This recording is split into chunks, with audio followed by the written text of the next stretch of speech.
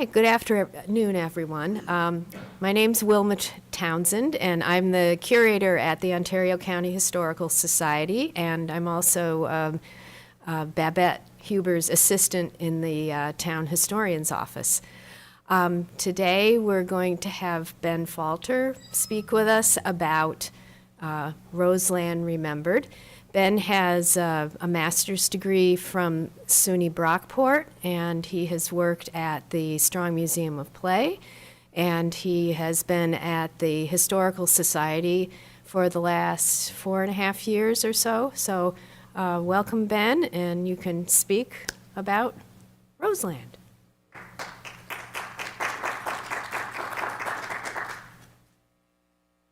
Thanks, Wilma. Today my program that I have for you is Remembering Roseland, the Rise and Fall of Canandaigua's own amusement park. This is kind of a presentation accompany piece to a project that I worked on this year for the Historical Society to put together a video about the history of Roseland Park. We did a program for that last week at the Historical Society. We're planning on doing more in the new year, so keep an eye out for that.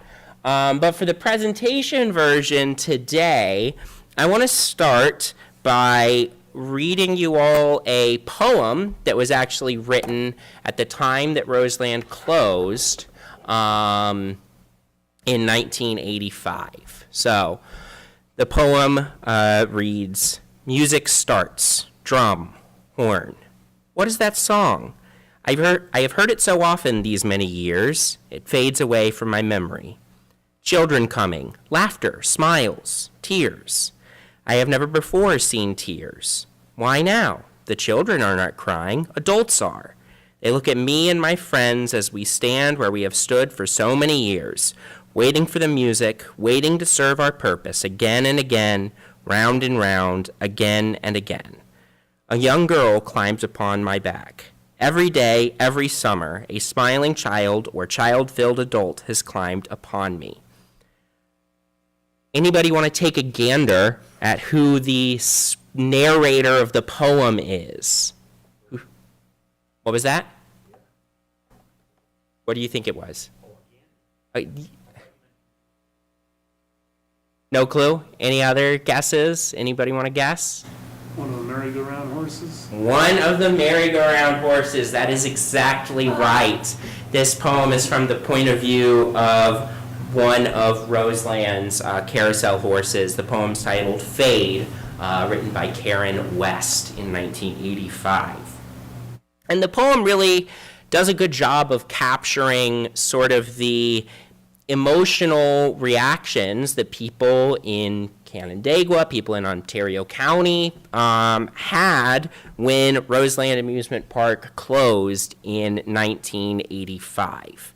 Of course, we see here a photograph of the auction and a poster from the Hold Your Horses campaign, which was an attempt to keep, if not the whole carousel, at least a carousel horse in Canandaigua.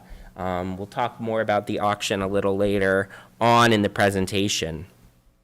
So, Roseland first opened in 1925, and it really delighted the people of the Finger Lakes for 60 years. When the park closed in 1985, many people were heartbroken. I'm sure some of you remember that and were sad to see the park go. But, if Roseland really was so beloved and, clearly its memory remains important to a lot of people today, why did it ultimately close down? What was it that ultimately caused Roseland to have to close? And, there's not one single thing that you can point to say, that's it, that's what killed the park. There are a number of elements that I believe, led to the park's initial success, but also ultimately contributed to its closure in the end. And to really get into that, to really understand what I mean by this, we're going to go through the park's history from beginning to end to understand Roseland's rise and fall. And really, to understand what made Roseland successful initially, I think it's important to understand what made it stand out from other amusement parks of that era. So the roots of the modern amusement park go back to the mid-19th century, with places like Coney Island and Atlantic City. As major cities began growing, there was a growing need for leisure and recreation activities for people who lived in major cities. You know, the wealthy, they could pretty easily, right, escape to the countryside, have like a nice countryside leisure getaway. But for the working class, the middle class, it wasn't necessarily so easy to get out of the city. So to fill that sort of demand, right, leisure destinations started developing closer to major cities. Coney Island is obviously near New York City, and it had already been providing a getaway to the wealthy. But in 1847, you have a public ferry that connects Coney Island to the rest of New York City. And then 20 years later, in 1867, it's connected to the city via train for the first time. So now the broader public is able to travel to Coney Island, and because Coney Island is now more accessible to working class folks, business owners there start catering more and more to this new class of leisure seekers with hotels and bars and gambling houses and the like. And the same thing was happening with Atlantic City. Atlantic City was actually established as a resort town in 1850. It's, of course, near Philadelphia, and in 1854, this resort town in South Jersey was connected to Philadelphia by train. Once again, allowing the average folks of the city to access the recreational and leisure activities found there. So both Atlantic City and Coney Island, this is happening around the same time, right, middle part of the 19th century. And in both of these places, as you have various businesses competing for the attention and money from growing throngs of visitors, these hotels and resorts and parks want to continually introduce newer and more impressive and interesting attractions in order to stand out from the competition. This included games and also mechanical rides. By 1872, Atlantic City had a predecessor to the Ferris wheel. By 1876, Coney Island had its first carousel or merry-go-round. And more rides and attractions would continue to be added over the following years, including what, by some measures of what counts, in 1884, the Switchback Railway, the first roller coaster, opened in Coney Island. So what does all of this have to do with Roseland, right? Roseland's in Canandaigua, New York, far away from Coney Island and Atlantic City. Well, Coney Island and Atlantic City are, of course, the most famous examples of this new trend, but it was happening all across the United States. Rides, games, and other attractions were springing up basically at the ends of train lines and trolley lines all across the country. They were called trolley parks. Coney Island, Atlantic City, again, great examples of this. And Rochester was no exception. There were 2 trolley parks springing up in Rochester around this time period. Ontario Beach Park in Charlotte and Seabreeze near Irondequoit Bay. So the Seabreeze House, a hotel, opened in the 1870s, and by 1879, the railroad had reached Seabreeze. By 1883, the railroad had reached Charlotte and Ontario Beach Park. Just like with Coney Island, new attractions came to both places to draw people in. Seabreeze had its first carousel by 1883. Charlotte had one by 1892. Seabreeze gets its first permanent ride, a roller coaster called the Figure Eight, by 1903. And at around the same time, Ontario Beach Park already has several permanent rides of its own. So most of the rides, games, and other attractions at parks like this, they're run by independent concessionaires who are leasing the land to run their games and rides. And they're often leasing the land directly from the railroad companies themselves. And this was sort of the standard practice across the country at the time. The railroad companies, the trolley companies, they owned a lot of land near the end of their rail lines, and they wanted to encourage ridership, particularly to the final destinations on the line or on the weekends when there was less business. So by renting out the land to people who would put rides or games or bars or whatever at the end of the train line, it encouraged ridership. But because the concessionaires were all independent, there wasn't much in the way of, I'll say, quality control, right? This meant that you would often have these areas, these early amusement parks would have really poor reputations. You know, there's an abundance of bars, there's gambling games, there's shady concessionaires who are cheating people out of their money. And also, you know, not for nothing, but these places, like Rochester's Seabreeze and Ontario Beach Park, are visited by large crowds of working class folks who bring with them, whether rightfully earned or not, stereotypes of disorderly conduct and drunkenness and that sort of thing. So, you know, these increasing reports of disorderly conduct, of undesirable patrons, of dirty conditions at Seabreeze and Ontario Beach Park, you know, are giving sort of negative reputations to these places. And, you know, both of these places, they're working hard to clean up their reputations, but once you've earned a negative reputation, it can be pretty hard to shake. Now, there was a concessionaire who worked at both of these parks at different times, a man named William Muir.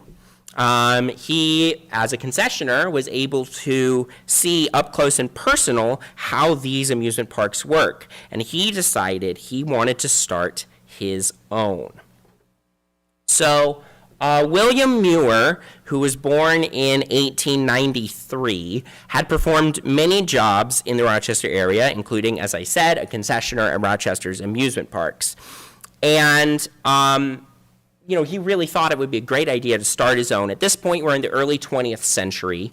Ontario Beach Park, Seabreeze are pretty well-established, you know, resort areas for Rochesterians at the time. And Muir really liked the idea of starting his own park, but it didn't make sense to launch another amusement park in Rochester, right? Excuse me. There's already a lot of competition. So he starts trying to think of where he could establish his park instead. And he turns his attention to Canandaigua. Canandaigua did not yet have an amusement park of its own. But of course, Canandaigua was and is very different from Rochester.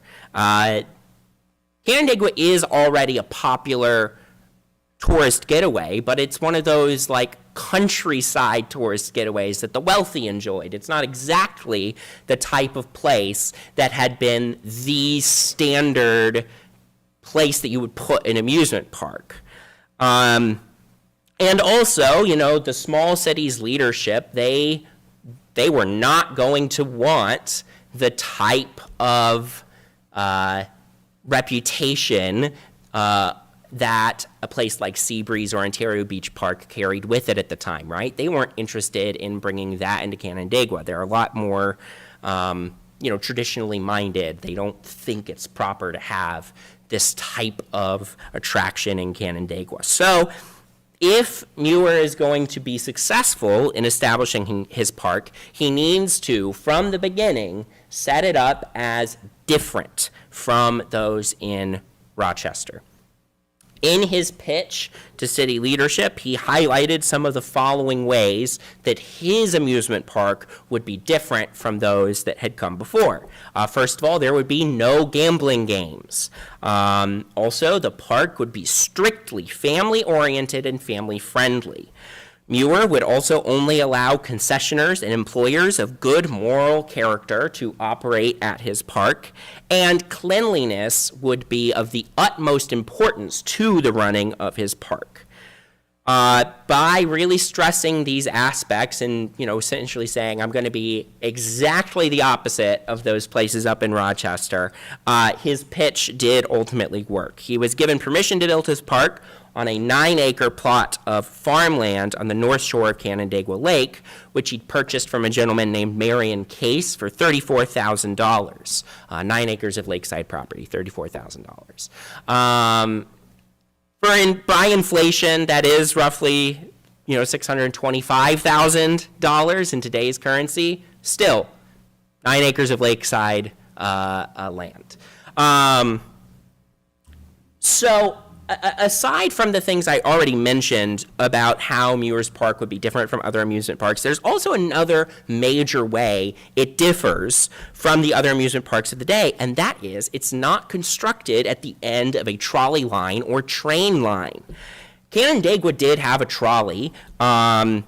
It sort of ran the entire length of Main Street, ended on the pier, and it was actually connected to a broader interurban regional trolley line, had stops here in Victor, up into Rochester, out towards Geneva. So, it connected a lot of these communities in the area via trolley. So Canandaigua did have a trolley line, but the trolley ended on the Canandaigua Pier, and Muir's Park was built about a mile from where the trolley ended. So if it's not going to be a trolley park, how are people supposed to get there? Well, the answer lies in the fact that Roseland opened with a gas station. Roseland was built with the automobile in mind. The park was situated right along what was at the time called the Geneva Turnpike, what is now 5 and 20. This is before the 5 and 20 bypass is built in Canandaigua. So you have a lot of traffic regularly passing by the park. And, this is the 1920s now. The automobile boom is well and truly underway, right? And Muir very wisely wants to latch on to this boom. He says in an interview in later years, quote, "It became vogue to see how far one could drive on a Sunday. And so I visioned and built one of the first highway amusement parks in the United States. It was an amusement park for the autoist." So Muir's Park, which was initially named Lakeside Park, opened on May 29th, 1925. And Muir kept his promises about the character of his park, aided in part by the fact that many of the park's early employees were Muir's relatives. That helps maintain his sort of thing about good character, the people working there. And his advertisements really, really stressed that the park had decent attractions, it had clean restrooms, it had honest game operators, it had good, wholesome food.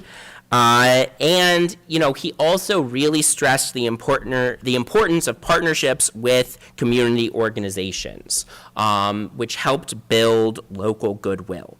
So Lakeside Park was an immediate success. It really, really took off right away. And nothing was more important to its, I clicked too early. Nothing was more important than to its early success than its dance hall. The dance hall was actually named Roseland. It was named after a famous ballroom in New York City. And the dance hall was so beloved that by 1928, Muir decided to rename the entire park after it. So Lakeside Park became Roseland officially in 1928.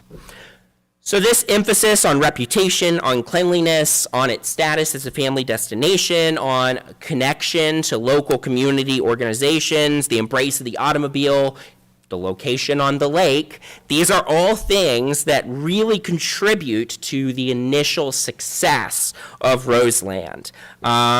But Roseland, this is the late 1920s. Things are looking really great. I can't imagine anything bad happening in the immediate near future whatsoever.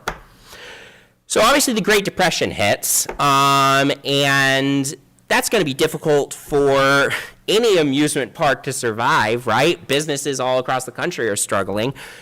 You're not going to spend, families, they're not going to spend what little income they have to go to amusement parks. So, just as an example, there's a park in the Syracuse area, a small park, called Long Branch Amusement Park, and it shut down right at the beginning of the Depression. So, Roseland, how's it going to survive? It's not that well established. It's only been around for a few years by the time the Depression hits. But it does manage to survive, and a lot of it has to do with the same reasons that made it successful right off the bat. To start with, there's the automobile. When the Depression started, many train and trolley services downsized or discontinued service entirely. This is because, right, the car was continuing to grow in popularity, so that's already cutting into the profit of the train and trolley companies. Well, now, right, as the Depression hits, the already narrow profit margins disappear entirely. And so trolley lines begin to shut down. That Syracuse amusement park I mentioned, Long Branch, it was a trolley park, right? It relied heavily on trolleys to bring guests there. And that line, the line that serviced that park, was shut down early on in the Depression, and it killed the park. Park couldn't keep going. So because Roseland doesn't rely on public transit, on the trolley, when Canandaigua's trolley shuts down in July 1930, it doesn't really have an impact on the park in that way. So people could keep coming to Roseland, but of course the question is, would they? Again, everybody's budget is tight during this time period. But a lot of what the park was doing, a lot of the way it operated still made people feel good about going there, right? It's a small family-oriented park. It's got a connection to the local community, and it's cheap. There's no entrance fee to go in and walk around, so you can go down there, enjoy some time by the lake without having to spend any money. And also, because Muir values the reputation of his park so highly, the sort of relative cheapness and fairness, especially, of the games, made people say, well, if I do have a little bit of money, I know I'm not getting scammed out of it by playing one of these games. I'll still get, I'll still have a fair shot to win this game, right? And Muir also introduces some new things, such as the free acts program. You can see a man sitting on the trunk of an elephant here. So Muir's free acts were introduced during this time period, and they continued on, for many, many, many years throughout the history of the park. The idea of the free acts was Muir would bring in entertainment, stuff that people in Canandaigua and the Finger Lakes wouldn't normally have an opportunity to see, such as, an elephant, and people could watch that show for free. They wouldn't have to pay any money to come and get this entertainment. It was a great way to get people down to the park. And of course, once they're there, well, they didn't spend any money on the show, but they might as well get, a hot dog or something, right? So that really helps drive attendance during the Depression. And he's also continuing to add new attractions to the park because he understands, right, if I'm not constantly bringing in new stuff, why are people going to come back? So mini golf is added during this period. Also pictured is the Sky Ride. I often hear some confusion about the what the Sky Ride was. A lot of people call it the chairlift ride that was in the park in later years the Sky Ride. That was not what the chairlift ride was called. The Sky Ride was this thing that sort of spun you around in the air. But anyway, you had these reasons to keep coming back. And, the fact is, right, even during the Depression, people need recreational activities to take their minds off of all the other stuff that's going on, right? So because Roseland was small, local, and cheap, it worked as an option for many people. And people felt good about supporting the park because of how involved it was in the local community. Most of Roseland's employees were local. The park was involved with various local organizations. Actually, Roseland hosted the Ontario County Fair several times during the 1930s. As one of the authors of the Roseland book that came out in 2007, Linda Hotra, wrote, Roseland's success during the Depression may actually have been enhanced by hard times.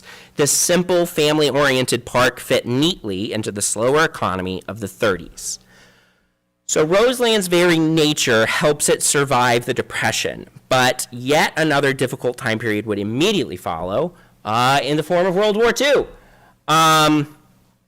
So one of the things that immediately affects Roseland is militarization, right? As the war starts and as the United States militarizes, many of Roseland's employees and patrons are either drafted or willingly sign up to fight in the war.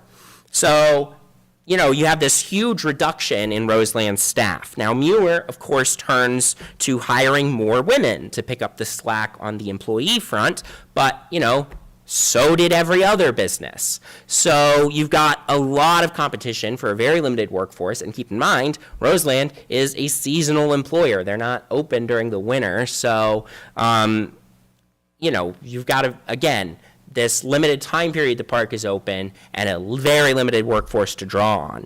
And then on the patron side of things, the loss of young men really, really hurt the park because the dance hall at the time is still the park's most popular attraction. And the way the dance hall worked, the way it actually operated at the time, was that men purchased the tickets and then brought a woman as a dance partner. Women weren't buying tickets to dance by themselves. That wasn't how it worked. So with the men, mostly gone, that meant that the dancing at the dance hall was kind of grinding to a halt. And then on top of all of that, there was gas rationing. So, for the first time, right, the automobile, which had been such a huge boon for the park, was now a potential problem. Gas rationing is implemented during the war so that the U.S. government could retain gasoline for military uses. Long-distance travel is limited to essential travel only, and short distances are limited by how many gas ration cards you have. Roseland cannot very well be considered essential travel. And actually, in 1943, gas rationing was particularly painful because during the summer, recreational travel was banned entirely in 1943. After the war, actually, Muir recalled, quote, "The ban was established early in the season after the park had already been staffed. Duration of the ban then was uncertain, and we feared that if we let the crew go and the ban was lifted in mid-season, we would be unable to open for business when people could get here. So we marked time, some weeks running deeply in the red." Now, luckily for Muir and Roseland, the pleasure driving ban was lifted around Labor Day weekend, which allowed them to recover somewhat financially at the end of the season. Obviously, park community goodwill is important to buoying the park's prospects during the war, but so is the presence of Sampson Naval Base. So Sampson Naval Base is over on Seneca Lake. It's expanded in 1942. there's 5,000 or so permanent staff that live at the base during the war, and they train more than 400,000 troops over the course of the Second World War. Now, you have a bunch of young men training, preparing to deploy, and they do have some free time, right? So they've got to find places to spend that free time. And Roseland was one such destination. You had many, many young men who were training at Sampson go to Roseland during their free time, and that, of course, brought out many local young women who were eager to go dancing again. So the park manages to survive another difficult period, and in at least one way, the park was setting itself up for further long-term success during this period because it's right at the beginning of this era, of the World War II era, that Roseland's iconic carousel joins the park. I don't have a picture of it inserted here for some reason. I'm sorry about that. But yes, Roseland's iconic carousel comes to Roseland in 1941. It actually came from that Long Branch amusement park I had mentioned previously in Syracuse. It was abandoned there. The Long brothers, who worked up in Rochester on Seabreeze, located the carousel for Muir, who wanted a new one because he didn't like the one that he had, and he really didn't like the concessionaire who was running it. So the Long brothers found this carousel for him, restored it, and it opened in Roseland in 1941. So as we move into the post-war years, the park had managed to stay alive during the Depression and during the Second World War. But in order to continue to be successful in the post-war years, right, it's going to continue to need new amusements to stay relevant, something that Muir understood very well. So in 1948, he revealed plans for a major Roseland expansion, which would add about 100 acres to the park. And in 1950, for the park's Silver Jubilee, a scenic train ride known as the Pacemaker opened up and went through the beautiful landscaping in the new area of the park. The mayor at the time actually called Roseland, quote, the city's greatest asset. And Roseland in the 1950s had something for everyone, right? It had kiddie rides, it had dark rides, it had thrill rides, it had games, it had mini golf. I mean, you name it. There was something for everyone. But there was a somewhat notable missing attraction type, which would be, of course, a roller coaster, a spectacular, thrilling roller coaster. But, even so, even without a roller coaster, Roseland's continuing to do well. Muir's commitment to community engagement really helped. Community organizations are renting space at Roseland all the time. This is particularly important during the off-season.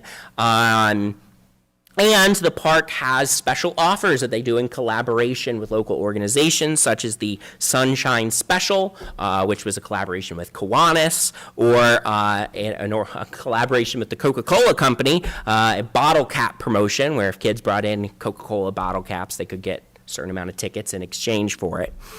There was also the annual Canandaigua Kennel Club Dog Show, which was hosted at Roseland several times during the period.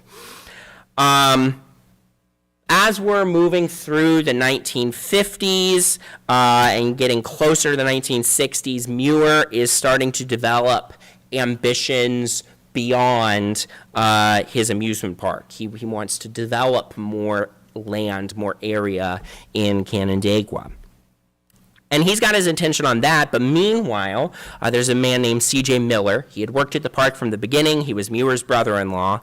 He was involved with the park very intimately, and he knew that the park really, really needed a spectacular new attraction, a roller coaster, a great roller coaster. Roseland did have a small, quote-unquote, wild mouse-style roller coaster. These are very small, compact, and quite jerky roller coasters, and they're cheap, and they're very popular at this time, but Miller really believed that Roseland needed a much larger, more thrilling ride than the Wild Mouse. Now, at the same time, a man named John Allen from the Philadelphia Toboggan Company, he's trying to bring back the wooden roller coaster. He's trying to make it big and prominent and spectacular again. Wooden roller coasters had really seen a decline in construction since the 1920s. So Allen wants a chance to prove his ideas for a new, large, thrilling roller coaster. And Miller believed that Roseland needed this new attraction, so it's a perfect match. But the only problem is that Muir was hesitant to fund the construction of a roller coaster. Roller coasters are very expensive. And so Miller actually ended up fronting the funds himself, joined forces directly with Allen to build the new roller coaster. Roseland's Wild Mouse left the park at the end of the 1959 season. And when it opened for the 1960 season, the massive, thrilling new roller coaster, the Skyliner, opened with the park. And it was an instant hit, enjoyed by park regulars and coaster enthusiasts. It was a really, really incredible roller coaster. It was very well loved, very well regarded at the time, and I would argue became the park's second most iconic attraction, of course, after the carousel. The opening of the Skyliner would be the last major achievement for the park under Muir's tenure. Because of Muir's developmental ambitions beyond Roseland, he felt he could not both pursue his ambitions and continue to run the park. So he announced that he would sell his park at the end of the 1961 season. And so that brings us to the Boyce years. So Muir wants to find somebody who can help continue his park's legacy, and he ultimately chose another local businessman, Lester Boyce. Of Boyce's impending ownership, Muir said, quote, "I am confident that he will continue to run Roseland as the clean, family-type amusement area which I have always tried to maintain." So Muir sells the park to Boyce on December 5th, 1961 for around $1 million, and then immediately turns his attention to his other developmental ambitions. Unfortunately, those plans would never come to fruition. Muir actually passed away from a heart attack in February 1963. This is just a little over a year after selling the park to Boyce. And it was a huge loss to the community and, to the, of course, his family and friends. But in the meantime, of course, Roseland is going to keep going on, and Lester Boyce and the Boyce family make good on their promise to continue running Roseland as Muir always had, right? He continues community partnerships, keeping family friendliness at the forefront. He continues Roseland's promotions, like the Sunshine Special, starts some of his own, like the Report Card Day special, which I'm sure some of you may remember. And, continues to partner with community organizations, right? There's company picnics. They reach their height in the Boyce years. And there's new attractions. There's the chairlift that comes in the Boyce years. There's, he does all sorts of important maintenance and upkeep items, such as repainting and installing underground power lines so that the power lines to all the rides aren't just hanging in the air all over the place. And installing nighttime lighting. And he also introduces a new ticket type called the POP, pay one price, ticket, which basically let you ride everything for the purchase of one ticket as opposed to buying individual tickets for each attraction. So Roseland's success really seems assured, right? Things are going well. Things are continuing to go well under Lester Boyce. So, what happened, right? Why did Roseland fail?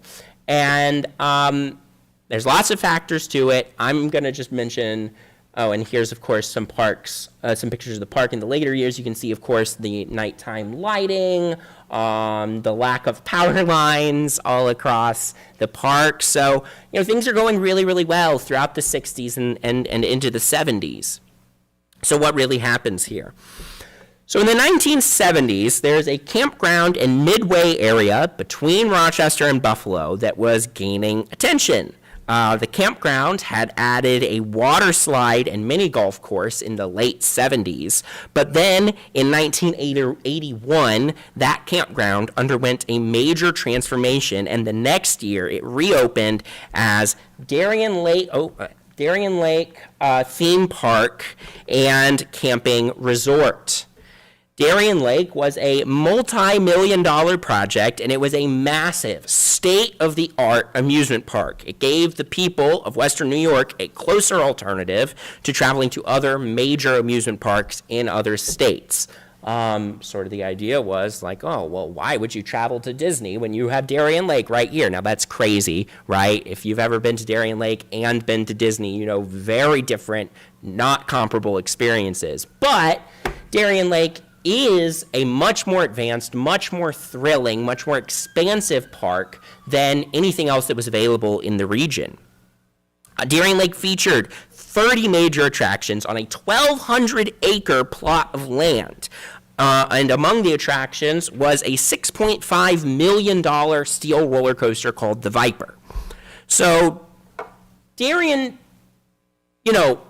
Darien's not going to kill Roseland on its own, right? It does pull some visitors away from Roseland in its first season, but the parks are different enough to coexist initially, right? Roseland's this very family-oriented, small, local park. Darien Lake is this much larger, like, destination park. No reason these two parks can't coexist. Unless, some other stuff starts happening too. And this is where some of the things that start making Roseland so initially successful come to be a problem. Its lakefront location, for instance, is a major problem. First of all, they're pretty limited on how much the park can expand. Darien Lake, as I said, 1,200 acres, plenty of room to expand. They're not using all 1,200 acres right at the start, right? Darien, they can keep expanding for as long as they want to. Roseland, they're hemmed in. They've got the lake, they've got the city of Canandaigua all around them. So they can't really expand to add new attractions. I mean, they expand a little bit, but there's just not space for it. Also, lakefront property, the value of it is skyrocketing. And insurance costs for amusement parks and rides are also skyrocketing. And you're not really bringing in new visitors every year, right? You're basically maintaining about the same number of visitors each year that you were before. Well, if costs are rising, but the number of visitors is staying exactly the same, there's not much room to meet those rising costs. And any hope you had of attracting people from further away is gone because of Darien Lake. So, and also rides. The cost of rides is continuing to balloon at this time as well. Now, management really stressed that the park filled a different niche than Darien with its, quote, clean-cut entertainment, spotless grounds, and top-notch supervision. But by the 1980s, this is not as big a selling point as it had been in previous decades. And also, not for nothing, by this time, the 5 and 20 bypass had been completed. This means that no longer is Roseland directly situated along a highway route. So you don't have as much automobile traffic literally driving right by the front gate of the park.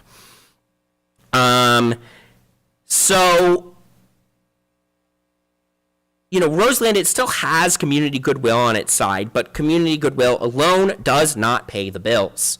And in light of mounting expenses and declining profits, the Boyces announced they would close the park at the end of the 1985 season.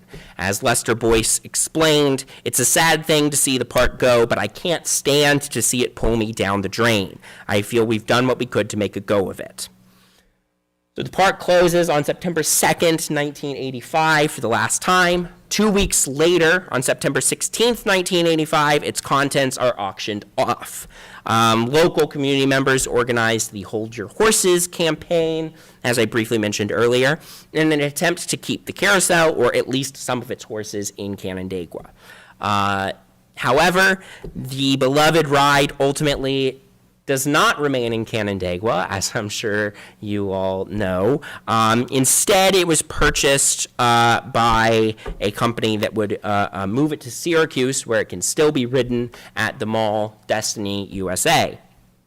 Other attractions, like the Skyliner, would end up having second lives at other amusement parks. The Skyliner is at a place called Lakemont Park, actually. But the future of Lakemont Park is in some doubt. For the last couple years, they have not opened any of their rides. They've only opened sort of their pavilions for renting them out. So, ultimately, after 60 years of fun, Roseland disappears in just, a few short weeks in 1985. And a lot of the area where it used to be is now a, residential housing development. So, Roseland ultimately, right, it really built its success on its reputation for cleanliness, on its status as a small, family-friendly park, its convenience via the automobile, its location on the lake, its community focus. And, none of those things would be enough when new competition showed up and when the realities of mounting costs changed the economic environment, right? Lakefront property, rising insurance costs. That lakefront property, really attractive at the start, by the end, makes it more attractive to sell it, right? Those mounting insurance costs are, of course, a difficulty. Lack of room to expand. Again, location was a big boon at the beginning. By the end, it is a drawback. The access via the automobile, no longer a boon at the end, right? 5 and 20 bypasses Darien Lake entirely, and also a lot of the highway traffic has moved up to the thruway. So again, you don't have as much people driving right by the park. So all of these things, and again, it's really saying, oh, we're this family-friendly place, we're really, really great. But in the 80s, it's like, okay, that's cool and all, but we could also go ride this super amazing roller coaster that just opened at Darien Lake instead.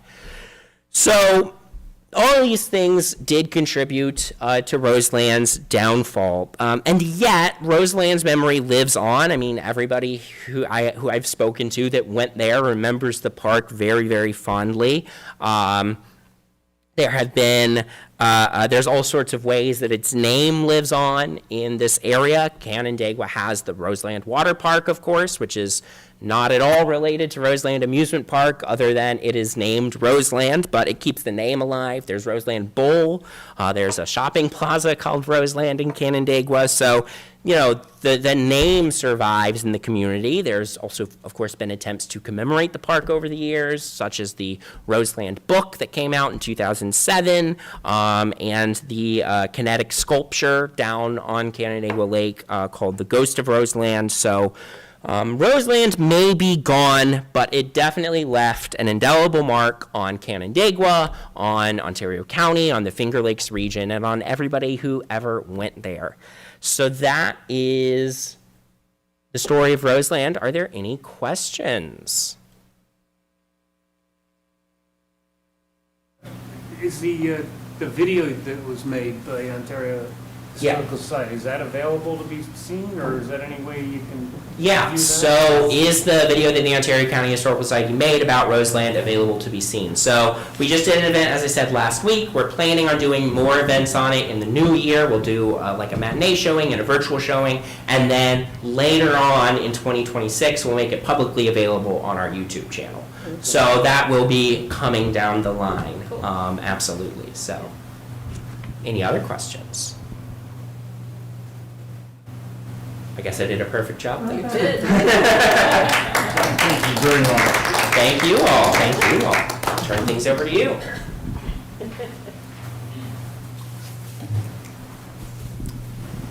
I'm Bob Kelly.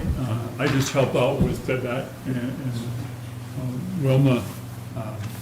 And we've been putting on these talks now for quite a while. And we're going to take a little break over the winter. In April, we'll start up again. So in April, Preston Pierce is going to be talking about World War I veterans from Ontario County and Victor. And in May, we've got Fred Armstrong talking about the end of the line, Rochester's subway. And in June, Michael Bester is going to be talking about the geography of cemeteries. He's been very active with Mount Hope Cemetery. So got a good programs coming up in the spring. In the meantime, thank you all for coming out. If you're not on our mailing list, if you don't get an email from us and you'd like to be, if you sign the sign-up sheet, make sure you're clearly put down your email address, and then we'll let you know when we're doing the next one. So thanks all of you for coming. We hope that the bills have picked up since the last time we heard. Thanks all. Down by 10 right now.